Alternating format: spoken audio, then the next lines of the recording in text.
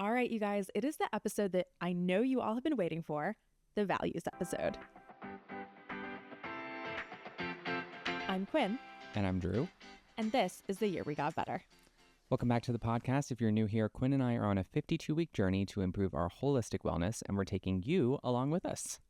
We really are. We have been doing this for 13 weeks now, so actually we're one quarter in. It's the Taylor Swift themed episode, number 13. I wish it was. I should have thought of that like 2 hours ago. But no, in all seriousness, we're doing a episode today themed around values and living into your values. And I think that term values can be a little bit like ambiguous or abstract. So I wanted to kick us off by reading a few definitions of values that I liked that I found on the internet. Hit us with them. Already. Okay. So we can think of values as individual beliefs that motivate people to act one way or another. We can think about them as beliefs people hold, especially about what is right and wrong, that motivate their behavior. And another definition that I really liked was that values are words or qualities which describe the type of life you want to live and or your desired personal qualities. Thought-provoking. But I talk a lot, I feel like, on this podcast about values. So I want to give you a chance, Drew, to kind of kick us off and tell us, like, what is this whole values business about? Like, why is it important to determine your values as an adult? Well, I think your last definition that you just shared resonated with me the most. Okay. In that it's helping you to understand the type of life that you'd like to lead and also the aspects of your life that are going to make that possible. I am a huge proponent of thinking about like wellness as where you're going to put your time and energy. I like that. But values kind of help you to understand what those buckets look like and how you're going to divvy up your energy. I like that. Kind of this idea that, yeah, like your values help you determine where you put that effort. And I mean, we talk about like a lot about putting your effort and time into the 8 dimensions of wellness, but I think like how you live into those 8 dimensions really comes back a lot to your values. So Quinn, tell us a little bit about the values that you grew up with and then which of those values still shape the ones that you have today. I think, I'm going to answer your question, but I'm also just going to say that I think that the values that you grew up with and the values you have as an adult definitely don't need to be the same. Like they can be. You might take away some great values from your childhood or how you were brought up. You also might say like, you can kind of pick and choose, right? And say, oh, I really liked this value or this thing that my parents did. And here's another thing that I want to do really differently. It's also a sliding scale too. It doesn't need to be this is a value for me or this is not a value for me. Yeah. It has to do with the level of importance that value has within your life. Yeah, definitely. I think, I think the way that we're raised, obviously, and I'm not like a psychologist, but I do think that the way that we're raised and brought up like has so much impact on how we think about the world. For instance, I think my kind of classic example is that my parents it was really important to them that myself and my siblings were like self-sufficient, independent individuals. And I think still I have this very strong like propensity to be independent. Like I have a hard time asking for help. I want to be like, oh, I can do this myself. And that's a value that like, well, I do think there is, some value in in independence and self-sufficiency. I also think as I've grown up, like I've reevaluated. Oh my gosh. You're on a roll here. I really am always on a roll. But I think I've reconsidered that value and exactly how important to me that is. Because I also think that asking for help and building a community is really important. So I think in my mind, that's kind of an example of how your values can shift, from childhood to adulthood. Do you have any examples like that? Kind of, I like this idea that we can tell a values story almost, right? Like your values then and your values now. Similar to you, I think there are some values that I have changed the level of importance that they have for me as I've gotten older. The one that comes to mind is tradition. And this was something when I was younger, I think was instilled and kind of, I would say still for a lot of my family is very important. Yeah. The idea of doing things the same way over and over again. I think about like holiday traditions. I think about like because something has been done for a long time, we should continue that. I think that there's something beautiful in that. But also, as I've gotten older, I've realized that that just doesn't resonate with me Yeah. as much. I like the idea of trying new things, and I like kind of taking some of the old and then bringing in my own fresh perspective. And one of the values that I think is really important to me, and we'll talk about this a little bit later, but Yeah. growth is very important to me. And sometimes I think tradition and growth are opposing forces. So Definitely. when I have to put those two against each other, I would choose growth every day. Right. That's a great example too, because I think, and I also think it's illustrative in a way, right? Because other people in your life might have different values than you. And so I think that especially in like interpersonal situations, when you're interacting with people who don't have the same values as you, knowing your values and feeling really like confident and empowered in them can help you like stay strong and advocate for yourself because you feel centered and grounded by your values. At least that's my experience. Well, you hit on I think an interesting point here, which is that values are so innately personal. I don't think there's no such thing as a bad value. Okay, challenge that. I think, okay, well, maybe not challenge that, but I definitely think that your values or someone's values can be applied in a bad way. But the actual values themselves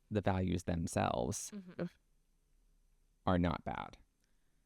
I mean, I struggle with that, I think, because I agree to a point, right? Like, well, yeah, I guess that could be with anything, right? Like, for example, I'm just thinking this is very top of mind to me, like ICE, right? And like immigration, quote unquote, enforcement in Minneapolis, right? Like, there are many people out there who, maybe not many, there are some people out there who agree with those tactics. So I do kind of question those people's values.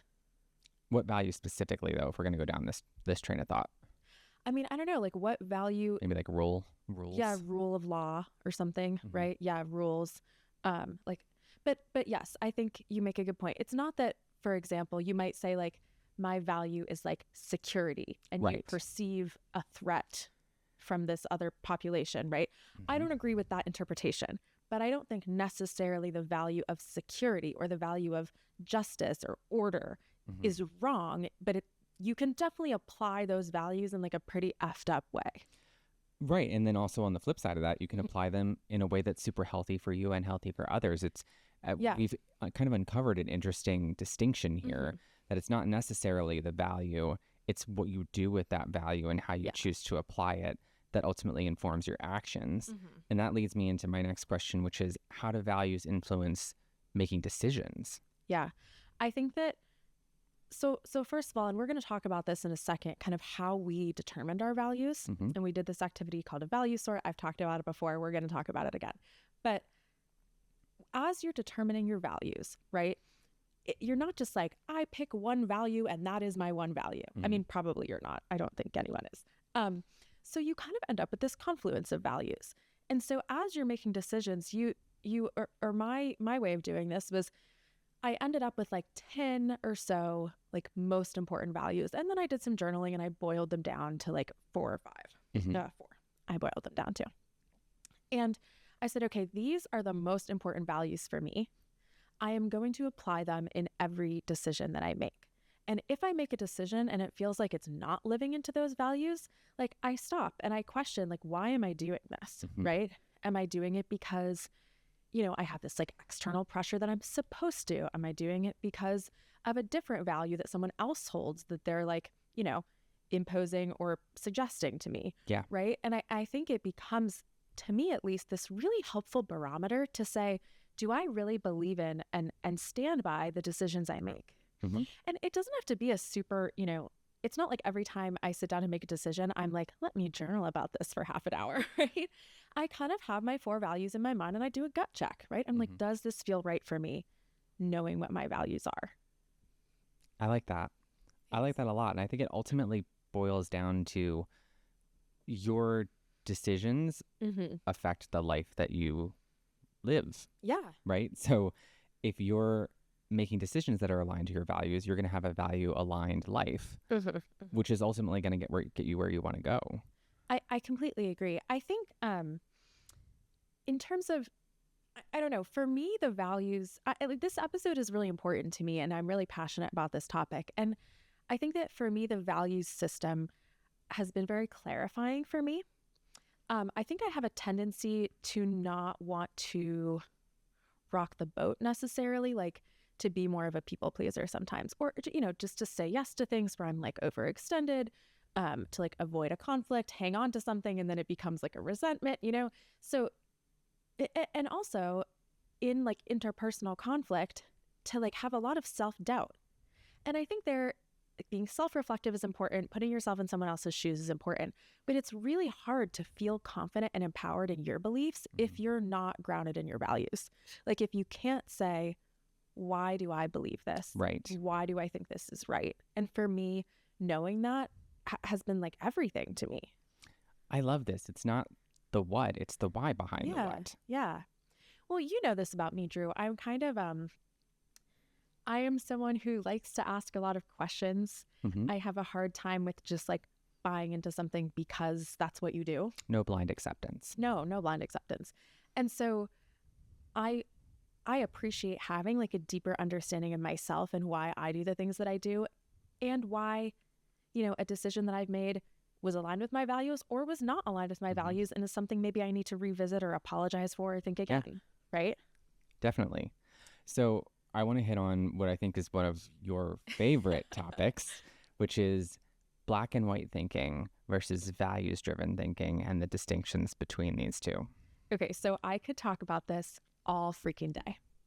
I think that a lot of times we see a narrative of kind of a traditional, like, moral structure, right? A right-wrong structure, right? That decision was right. That decision was wrong. Like, you did something wrong by doing something, different from your parents, to go to your tradition example, right? I did something wrong by not being independent and, asking someone for help.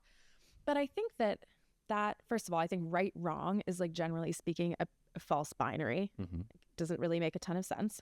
And I also think that a values-driven outlook opens the door to something that is a lot more like nuanced and complex than any black and white thinking pattern would be, right? It's not right. It's not, is this right or is this wrong? It's, did this align to my values? Which values? And how much, right? Like you said, it's a spectrum. So not all of my decisions are like, this is really rooted in my values, when I'm like, I'm going to have a chocolate bar instead of popcorn. Like, not everything needs to be like a moralistic decision. And I don't even necessarily think that the value system is moralistic, but I do think it's kind of like a guiding force, right? I take issue a lot of times with black and white thinking, with this idea that there's no gray area or middle ground. I think there's a middle ground on almost everything. There are obviously exceptions. That's like what, right? Like it would be so black and white of me to say there's a gray area for everything. There are exceptions. But I think that with a values-driven system of thinking, like you can get more into the nuances and into the weeds, right? And I think the thing that really illustrates this well is the values sort. And I'll say a little bit about it because I think it's kind of it's an illustrative example. When we went through, Drew and I, and like ranked all of our values, and I think there were 100 of them. Roughly, yeah. Yeah. That we ranked them, and they weren't in a strict hierarchy, right? We didn't number them 1 to 100. Instead, we organized them into piles from most important to me to not important to me, right? So it's never like, okay, I need to decide between this value and this value. It's which value is most important to me, but I still want to honor my other values.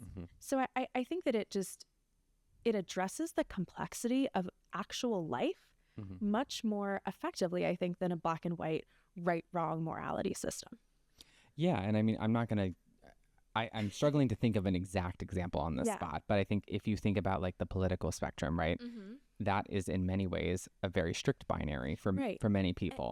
And a false dichotomy. It doesn't need to be that way, but yes, I digress. But where I'm getting to is that like the beliefs that you have on specific issues in many cases should be and are informed by the values that you hold. And the nuance that I'm trying to get to here is that like the degree to which you hold that belief, I think, can be influenced by how dialed up or dialed down and what values are at play at the same time. Because one person might have view Y because they have values X and Z. Yeah. And then somebody else might have completely different values that still land them at that same view. And that's where there's a lot of nuance where people can agree or disagree on specific issues based on totally different background. I also think it's worth saying here that one value, or that there's a word for this. I think it's like Schenectady. No, that's a place in New York. Synecdoche, where you use a word to, like, one word or term to symbolize something that is much greater than that. And I think values fall into that category, right? Like, we're saying the word, I keep using this example, but tradition, right? Yeah. That value can mean different things to different people. There's not a fully, like, agreed upon, this is the gospel truth of what tradition means. So as, when we were going through and picking our values, I picked the ones that resonated with me, and then I journaled about them to say, okay, these things struck a chord, but what does that mean to me specifically? And I think that is a really key part of it, because when we're using a word to symbolize something bigger, right, we get into this whole, like, semantics thing, right? Like, what does tradition really mean, or what does creativity really mean, right? So I think you have to spend the time to reflect on, what does it mean to me? And there is no right or wrong answer. Yeah. I like your journaling exercise with this because values change over time. Yeah. So this is a very much like timely snapshot of your view of that value, but a year from now or 6 months from now or even a week from now, you might feel differently. And ultimately, the values that you hold and how you view them are going to influence the decisions that you make. So this is all about, like, personal growth, right?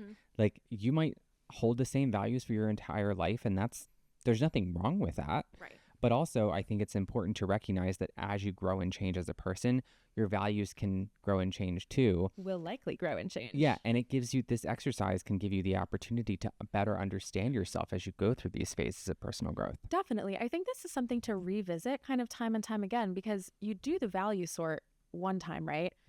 You do it again, like Drew was saying, 2 years later, it might be totally different. Like, your values may really have shifted. Your priorities may have shifted. And I think that as you go through life, like, you're not locked in. So always continue to evaluate, always continue to ask questions, always be reflective. And I think that is going to, drive you toward identifying and then living into those core values for you. I really like that. And a personal anecdote that I'll share is kind of right before or around the time when we started this podcast, I was having some conversations with my therapist about kind of, like, I would say, general lack of enthusiasm about, like, a sense of purpose in my life, right? And immediately his reaction was, well, have we revisited your values recently? And I can't point to anything specific that had changed, but what I can say is that exercise of self-reflection definitely helped me to realize, like, okay, these are the things that are important to me. This is probably where I should be devoting some energy because I've identified these as being important to me, and some of them I wasn't giving that much energy to. So I'll actually share my 4 values. Yeah, I think this is kind of the perfect we keep, like, alluding to the value sort, but I really do want to talk more about it. And I think maybe, Drew, you can talk about not just your core values, like the ones that you've chosen, but also the experience of doing that value sort from your perspective. I hate self-evaluations.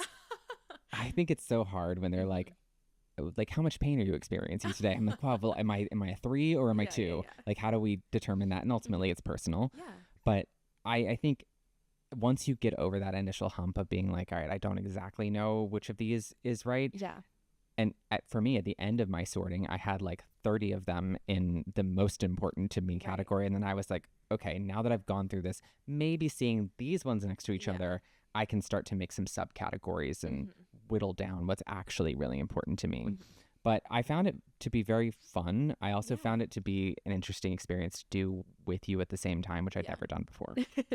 No, it was interesting to do it together. We kind of went through each value one by one and we each placed it. And again, just so you have like a mental picture, right? We each had 100 little cards, like the size of a business card, that said a value. And the values are all kinds of different things, right? There's ecology, which is like, I think more like being environmentally friendly. There's justice, spirituality, industry, bravery. Like there's a huge range of different things. Patience, kindness, you know, all these things that you look at them and you're like, yeah, that's a good thing.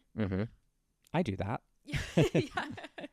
But then which ones stick out for you is the challenge. And if you had to put them next to each other and say this one or that one. Yeah. Which would you choose? How would you kind of order them? Yeah. Yeah. And again, it's not a rank them 1 through 100. It's group them into 5 subcategories, right? So it was like most important to me, important to me. I was like most important, very important, important, somewhat important, and not important, right? Yeah. So it's kind of, you have, again, this sliding scale. So we went through this exercise together. And Drew, what did you end up identifying as your top values? Yeah. So there were more transparently than the 4 that I'm going to share. But if I had to like boil down. So I had curiosity, genuineness, rationality, and growth. I love those. The 4. And I think if you know me personally, I think those kind of like line up pretty well with my personality. Did you want to like elaborate at all? You don't have to, but if you want to, did you want to elaborate on like what those mean to you? Yeah, I think curiosity is kind of self-explanatory more than the other ones, but I think it has to do with a seeking out of new ideas that you don't necessarily understand, and kind of like having constant questioning in a healthy way for the things that are around you to try to better understand. Genuineness, I think this kind of goes hand in hand with authenticity, but presenting the most true version of yourself. I love that. And then rationality, I think relying on facts and research to inform the views that you have. And finally, growth, pursuing personal betterment. I love that. That was a very like well said and concise explanation also. Thank you. Well, Quinn, why don't you tell me about yours? Yeah. So, I mean, we did the same exercise. And I had I think I had 10 maybe originally in my most important to me column. Like I said, I did some journaling and I whittled it down to 4. So my 4 key values, and I think what's interesting also is that we don't have the same 4 key values, but we have some overlap for sure. Yes. So my first core value is integrity. I think of that as like self-knowledge. Self-knowledge and being genuine, I think, are a big part of integrity. And it's very meta, right? Because really integrity to me is living into my values. Like my most important value is living into my values. Well, and also we should clarify too. So I had genuineness and you have integrity, and you used genuineness in your definition. But to help facilitate this exercise, there were actually written definitions for each of these. There were, but again, I think like that was a good thing to guide us. Yes. And the definitions were like a few words. That was a good thing to guide us. But I think when I was kind of thinking about how do I group these 10 core things into like 4 core things that might be more meaningful, I kind of felt like self-knowledge and genuineness fell to me under the umbrella of integrity, right? Like if I'm being genuine and presenting my most authentic self, that's because I know myself, self-knowledge, and I'm living into my values, integrity, right? Yeah, I agree. So that's kind of my like integrity thing. My next one was curiosity.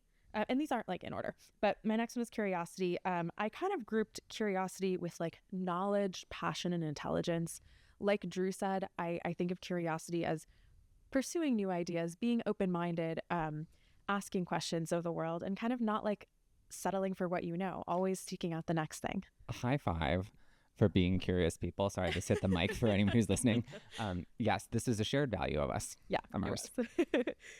My third one was creativity. I think that is a huge part of my life. It goes hand in hand with imagination.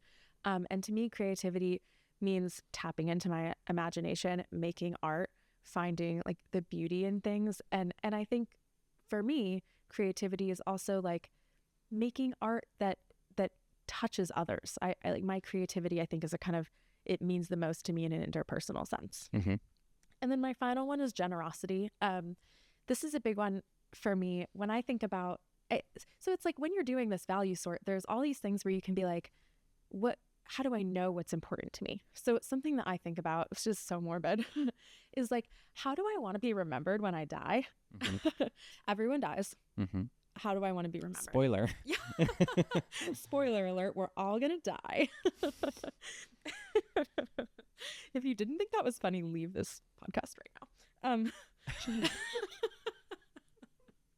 Okay, sorry, back on track. Generosity. is how I want to be remembered when I die. I want to, it's important to me to like be giving and be generous and gracious to others and share what I have with others who are important to me. Mm-hmm. Yeah. It's one of the reasons I love you. Thanks, baby. Well, I wanted to talk a little bit about when you have shared values that, or when you hold two values that can be in opposition to each other, and how you handle those types of situations. And the example that I will give personally is my values of growth and safety. Ah, okay. So growth is one of my most important values, and safety is like an important value to me.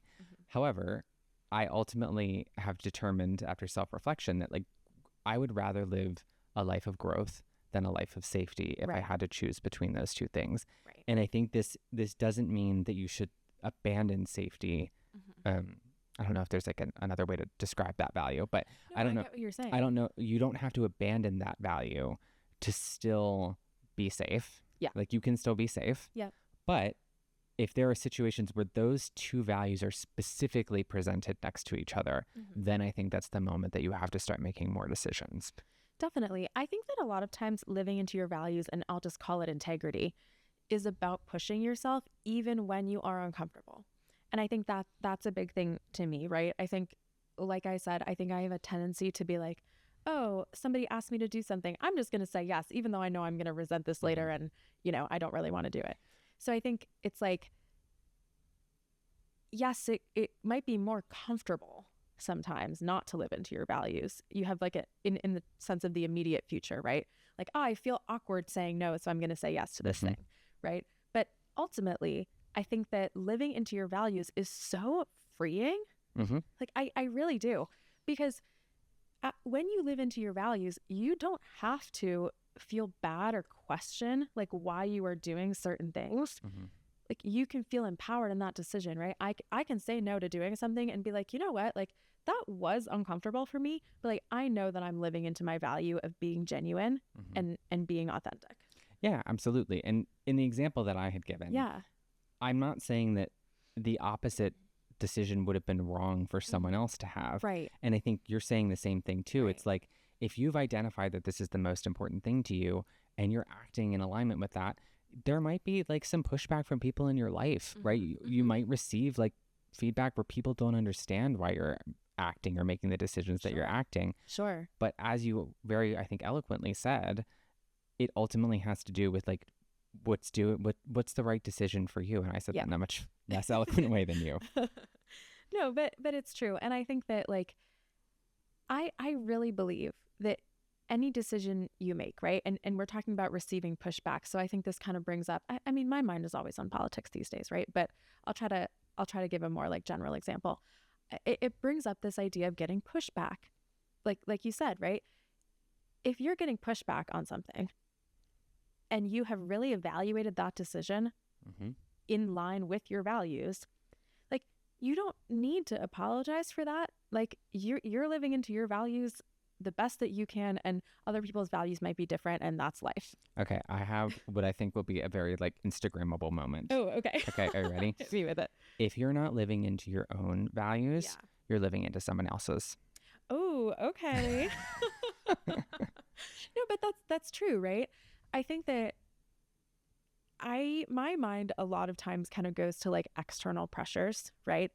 That push us to make decisions. And those pressures can be other people. They can also be like societal norms that push us into making certain decisions.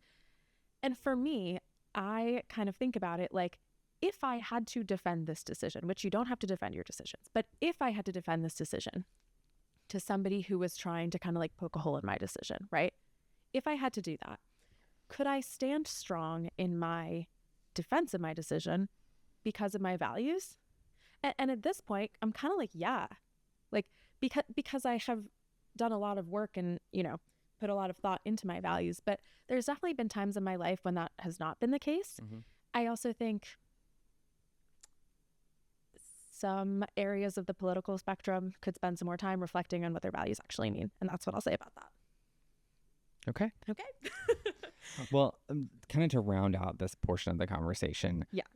How do you handle moments where you've drifted from your values and course correct? I mean, I think that being self-reflective is the key to this, right? I mean, we all make mistakes. We were watching a movie last night. Formula One, F1. Yeah. Which was nominated for Best Picture, guys. We were watching a movie, Formula One, and there's this line in it, right? There's this guy who's like, oh, I can't say sorry because it's a sign of weakness. And his mother replied by saying no, saying sorry is a sign of strength. And I completely agree that saying sorry is a sign of strength. If you have done something wrong, and again, like, what is wrong? But if you have done something that does not live into your values, and maybe you've done something that doesn't live into your values and you've only like hurt or harmed yourself, right? You can course correct, you can get back on track. Alternately, maybe you've done something that doesn't live into your values and you've hurt or harmed someone else. Like, you have to apologize. You have to, right? Yeah. I'm going to ask you like a question. I have no idea where it's going to take us. Okay. Okay. What happens if you live into your values and you end up harming other people? I think that's an excellent question. I mean, I think if you are harming other people, and harm is a broad term. Yes. So I don't think you should live into your values and be like, my value is whatever, so I'm going to shoot someone. Like, that's crazy. That's not okay. You need to reevaluate your values. Okay. But I'll give an example. Like, okay, let's say, my sister asks me to do something for her. And I say, like, I can't do that. I'm doing XYZ. And then she is hurt and offended that I didn't like put her first. Right. This is a feasible scenario. I think you have to be confident in your values. There also are times when like your values do contradict, but like, if you're living into your values, you feel confident in that choice. You don't intend, right? You may not have intended, you shouldn't have intended to cause harm or hurt to another person. So you still can say, I wish that I could do both, right? Like, I wish that I could also do this, but I'm one person and this is the time that I have like on my hands, right? So it's not always perfect. Like, it's an art, not a science. I don't know if that really makes sense. No, it does. Example, but it does. And I also think like it points to this, like, it doesn't have to be all or nothing. Right. Like, in that moment, you can be like, I can't do that right now. Yeah. And therefore it's like causing a little discomfort to somebody else. Right. Somebody else's reaction is not your responsibility, first of all. That also is true. But in addition to that, if you're like, I can never do this thing and I can never feel uncomfortable because that would mean that I'm like not aligned to my value, I don't think that's realistic either. No, maybe like you have the value, like I have the value of generosity. Okay. But I also have a value of like being authentic and not like overextending myself, So like, let's say it's Christmas. I'm like strapped for cash. I'm not going over the top, like with gifts, right? Someone's offended that I didn't get them like as big of a gift, First of all, again, I'm confident in my decision because I made it based on my values. I can still be sorry I couldn't have done both and couldn't have honored both values. I also think that it is about the people you surround yourself with, because I think that if someone that is close to you and that you care about, like, or anyone, right, like, can't accept that you're living into your values in a way, like, I think that maybe should raise some questions about that relationship too. And I think there are like macro examples that are different than this, but I guess on this, like, just personal, like someone closely kind of level. Yeah. We could talk about this all day. I know, we literally could. But we're not going to, because we're switching to rapid fire. All right, Drew, do you want to ask me first? Sure. All right. So if you're new here, rapid fire, don't think, just answer question number 1. What is your most important value? Integrity. I have 4, but integrity is top for me, I think. Love. Encompasses the others. Question 2. What is a value that you have learned from your family?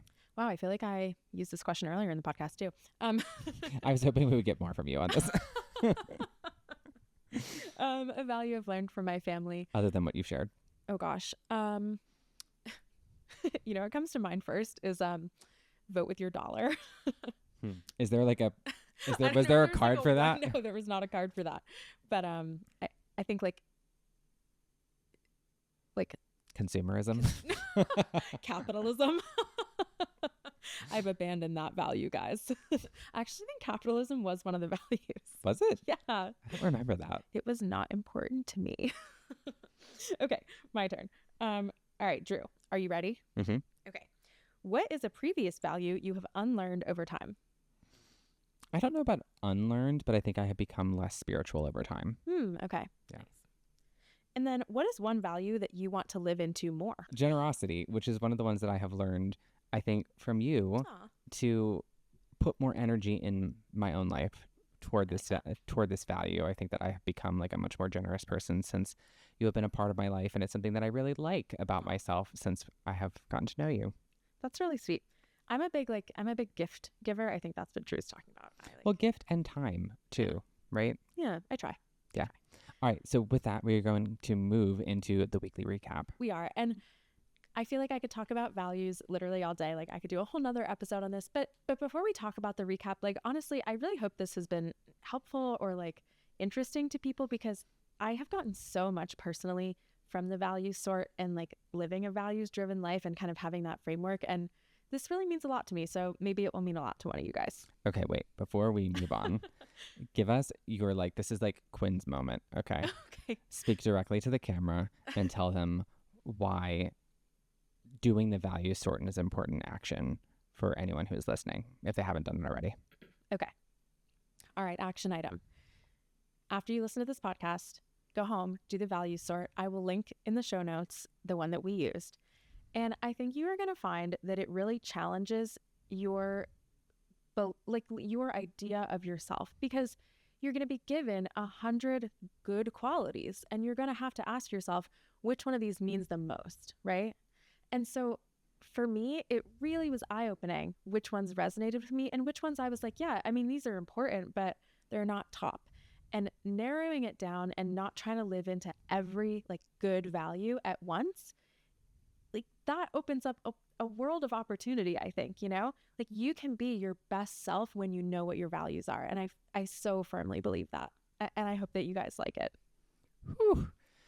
Fanning the smoke off of that microphone. Oh my gosh. Just spitting fire over there. You're too much.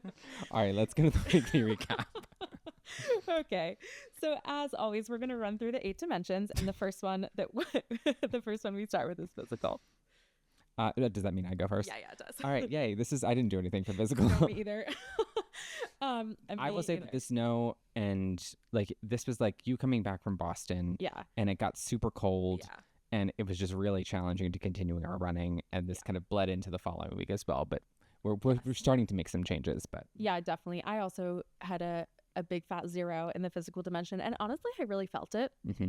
So no, I didn't do anything. Yes, it was a learning opportunity because I was like, wow, this really is important and I must step it up next week. Yep.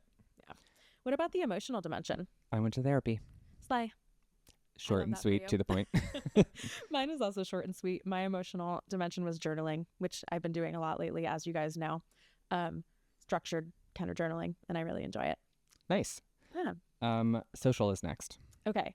My social dimension, I had a bunch of things because at the beginning of this week, I was in Boston. So on Monday, which was Martin Luther King Day, I went to lunch and the Isabella Stewart Gardner Museum with my really good friend from childhood, Lee. It was awesome. The Isabella Stewart Gardner Museum is crazy and fun and weird. It's in Boston. I love it so much. On Tuesday, I went to the Beanpot, which is a hockey tournament in Boston at TD Garden to watch my sister play. And then I went to dinner with my family after that. I also had a phone call with some friends who live in Maine, and we had our close friends, Julie and Ella, over on the weekend. We made homemade pasta. We did. That was my social. Oh, sorry. No. It's good. We did it together, so that makes sense. Yeah. What was your intellectual dimension? I had mentioned that I finished reading 2 books last week. Which is actually so awesome. Yeah, I'm like kind of personally patting myself on my back. I have already gotten almost halfway to my goal, or actually, wait, a third of the way to my goal for the year for reading within the month of January. That's literally amazing. This is crazy, and this is unprecedented. It is. I'm traditionally not a reader. So you've become such a reader. Okay, so what are you reading? So I started reading based on the recommendation of Gwen, The Great Believers by Rebecca McKay. I think it's Mackay. Mackay. I would say not like an uplifting read, but an important read. And I'm about maybe a third of the way through it now. Yeah. And I've really been enjoying it. That's awesome. I can't wait to hear what you think when you finish it. Yeah. What about you? I finished the book that Drew read last week, which is The Correspondent by Virginia Evans. I loved it. Probably my favorite book. Like, okay, I don't know about ever, but like top in a long time for sure. It was perfect. It also made me really interested. I'm going to plug this on the podcast right now. It also made me really interested in being a correspondent, in terms of like writing letters. It's an epistolary novel, right? So it's written in the form of letters, emails, like written correspondence. Thank you for clarifying that, because I don't think everybody knows what that means. Epistolary? Oh, thank you. Yeah. I mean, you're welcome. Oh, thank you, me. How nice of me to share that. That was nice of me. No, but it made me really interested in writing letters, like long form, longhand. So if you want to receive a letter from me with the only criteria that you must write back, I'm going to put a link to a form in the show notes, and you can write me. Well, no, you can fill out the form with your name and address, and I will send you a letter, and then you can write me back. So do that, guys, because I would like to write people letters. Thank you. Okay, creative. Creative. I made fresh pasta from scratch. You crushed it. It was so good. This is a new recipe too, and I also made tomato sauce from scratch as well. And it was also amazing. Thank you. Can we have that again sometime soon? We can. It was also allium free for those allium sensitive listeners. Yeah. Very important. Yes. We have a big allium sensitive listener base, probably about 1/3 of our listeners. Yeah. Hi, Ella. Okay. My creative dimension, I made a charcuterie board, my first of 2026. Super fun. I also started working on reverse outlining my novel. If you guys read my Substack, or I forget if I talked about this last week, but I need to make a few big cuts in my novel to get it publication ready. So I'm going through and doing this exercise of kind of like cataloging the different scenes, classifying them, reflecting on them, and seeing what can go and what needs to stay. So I've been deep in that. It's so exciting. It is exciting. What about the financial dimension? Let's see. So I had paid some outstanding bills that have just been like hanging out on the counter for a little bit. And it's one of those tasks that like I just kept procrastinating doing. Like they weren't overdue, but I was also just like, I'll do that later. Yeah. So it was nice to just get that off of my list of things to do. And now I can focus on more important things. It feels so good to check the box on that. Yeah. What about you? I did not do anything in the financial dimension this week. I need to step it up. But I definitely have some things in the works for next week. So that's the good news. Nice. Yeah. What about occupational? I had a big on-site client meeting at my 9 to 5, which I personally really enjoy doing. So this is kind of like energizing for me. But it also is a tremendous amount of work and energy being in the room. I'm basically a facilitator for 2 days. So it's fun, especially as somebody who's a little bit more introverted. It's a challenge for me, but I like it. Yeah. And you do really well at it. Drew always gets compliments on how he facilitates these things. Oh, thank you. What about you? I wrote thank you notes for all of the agents that I talked to at the TBR conference. I think that's like a classy move. Yeah. And then I also submitted the full manuscript that was requested from one of the agents. So really exciting. Yes. Yeah. What about environmental? I straightened the house a little bit. Yeah. I could have done better at that, but I did a little bit. Same. Mine was also like kind of tidying up our downstairs area before we had guests. Sometimes having guests is like the motivator I need to pull out the vacuum. Yeah. Also, sometimes I need you to be home to be like my motivation to do things, which I will share my like self-deprecating story of like, I like just kept not doing towels in like the laundry and then you were forced to dry yourself with a hand towel. Yeah, no, I literally almost flew off the handle, you guys. I got home from this trip to Boston for like 5 or 6 days. I come home, I'm like, oh, I'm gross from the plane. I'm going to take a nice shower. I get in the shower. There are no clean towels in our entire house except for one hand towel, which I dried my body with. So I was not pleased, but I do think this is kind of funny in hindsight. Yes. And I did laundry after that. So. And now we need to fold a lot of laundry. Yes. So wish us luck. Yes. Well, that is kind of the weekly recap. That's How are you feeling about the week? I'm feeling pretty good. I wish it would warm up. Oh my gosh. I think this would honestly help my physical dimension and my emotional dimension just to be able to be outside a little bit more. I completely agree with that. I completely agree. I think the physical dimension for sure, it's been like a big bummer that it's like feels like -7 every day, which makes me not at all want to go for a run. Yeah. Or outside for environmental. Yeah. Or get any vitamin D. Well, with that, as always, please like, subscribe, comment, do all of the things. Anything you can do to share or interact is super appreciated. We can't wait to talk to you next week. Have a good one.